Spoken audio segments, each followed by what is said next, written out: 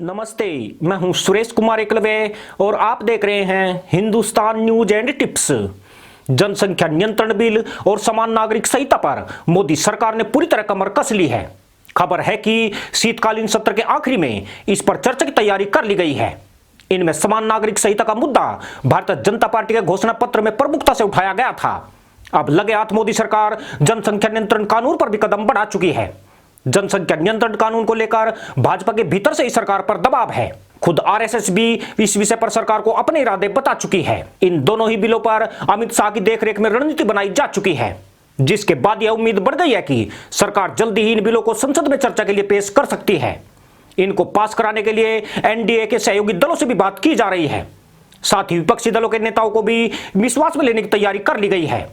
यानी सरकार कृषि कानून बिल की तरह जनसंख्या नियंत्रण कानून और समान नागरिक संहिता कानून को हर हाल में पास कराने की तैयारी में जुटी है। देश में बढ़ती जनसंख्या को किसी हद तक रोकने के लिए जनसंख्या नियंत्रण कानून काफी हद तक कारगर कदम हो सकता है।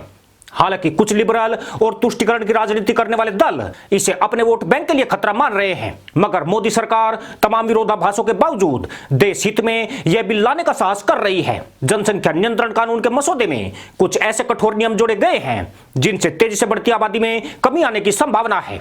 प्रधानमंत्री नरेंद्र मोदी ने पिछले साल 15 अगस्त को जनसंख्या नियंत्रण कानून पर इशारा भी कर दिया था। तभी से सरकार इसका मसौदा तैयार करने में जुटी थी। आपको बता दें कि वाजपेयी सरकार ने जस्टिस वेंकटचलैया की अध्यक्षता में 11 सदस्य संविधान समीक्षा आयोग गठित करके जनसंख्या नियंत्रण कानून बनाने की पहल की थी। वेंकटचलैया कमीशन ने संविधान में अनुच्छेद 47 जोड़ने और जनसंख्या नियंत्रण कानून बनाने का सुझाव दिया था। कमीशन ने यह भी कहा था कि जनसंख्या नियंत्रण कानून मानवाधिकार या किसी अंतर्राष्ट्रीय संधि का उल्लंघन नहीं करता है। अटल बिहारी वाजपेयी द्वारा की गई इस पहल को भी मोदी सरकार अमली जामा पहनाने के लिए कमर कस चुकी है। पूर्व प्रधानमंत्री अटल बिहारी वाजपेयी के सपने को पूरा करना मोदी सरकार की प्राथमिकताओं में सबसे ऊपर है। जानकर हैरानी होगी कि भारत में प्रतिदिन करीब 70,000 और 1 मिनट में औसतन 51 बच्चे जन्म लेते हैं। आज भारत की जनसंख्या 130 करोड़ से ऊपर पहुंच चुकी है, जबकि भारत में दुनिया की 2% ही जमीन है।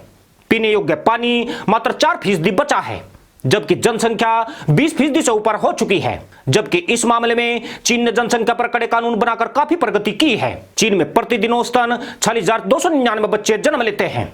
अब जरा यह चौंकाने वाले आंकड़े भी खुद ही देख लीजिए। 1951 में भारत की आबादी 10 करोड़ 38 लाख थी, जो साल 2011 में 121 करोड़ के पार पहुंच गई। साल 2025 तक इसके बढ़कर 150 करोड़ के पार पहुंचने का अनुमान है। इसका पूरा असर देश के हर व्यक्ति पर पड़ता है, क्योंकि जनसंख्या गुणांक में बढ़ रही है, जबकि संसाधनों की वृद्धि दर बहुत ही धीमी है। खास बात यह है कि कांग्रेस सांसद अभिषेक मनु सिंघवी भी कठोर जनसंख्या नियंत्रण कानून के पक्ष में उतर आए हैं।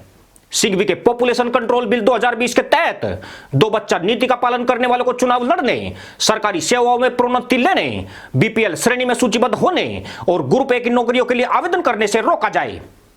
साथ ही जो लोग 2 बच्चा नीति का पालन करना चाहते हैं, सरकार उनकी खुलकर मदद करे। अगर किसी दंपत्ति के एक ही बच्चा है और उसने नसबंदी करा ली है तो सरकार उसे 60,000 रुपए, यदि वह एक ही बच्चा लड़की है तो 1 लाख रुपए की मदद दी जाए। पर मोदी सरकार इससे भी कहीं आगे का प्लान कर रही है।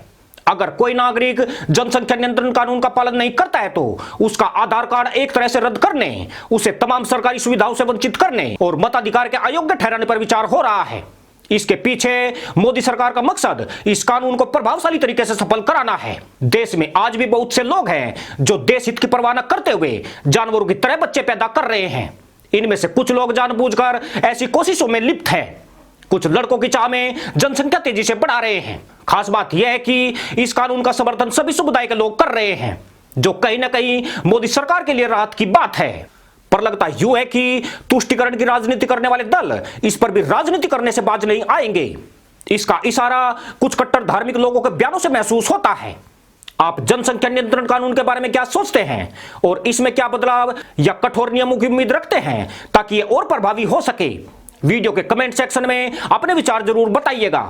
यकीन करिए आपकी आवाज बहुत आगे तक जाएगी। इसी के साथ अनुमति दोस्तों। जय जवान, जय किसान, जय हिंद, वंदे मातरम।